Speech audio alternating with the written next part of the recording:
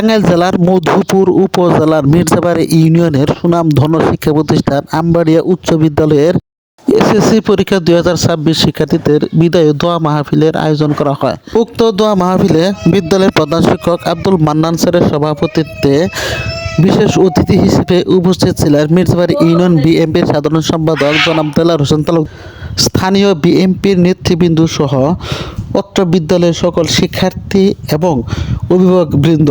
এছাড়াও উপস্থিত ছিলেন 1 নং ওয়ার্ডের সম্মানিত সদস্য জনাব মিজানুর রহমান বকুল। এছাড়া বিদ্যালয়ের সহকারী প্রধান শিক্ষক মোহাম্মদ খায়রুল ইসলাম, খণ্ডকালীন শিক্ষক মুজাম্মেল হোসেন এবং নৌশ প্রহরী জনাব গাজীবুর রহমান বিদায়ী সংবর্ধনা দেওয়া হয়। এবারের এসএসসি পরীক্ষায় 50 জন শিক্ষার্থীদের বিদায় উপলক্ষে বিভিন্ন বক্তারা আজ থেকে পরীক্ষার্থীদেরকে মোবাইল থেকে দূরে থাকার জন্য পরামর্শ দেন এবং ভালোভাবে দিতে পারে এবং আমবাড়িয়া উচ্চ বিদ্যালয়ের সুনাম বৃদ্ধির জন্য কঠোর পরিশ্রম করার জন্য ছাত্রছাত্রীদেরকে বিভিন্ন বিষয়ে পরামর্শ প্রদান করেন।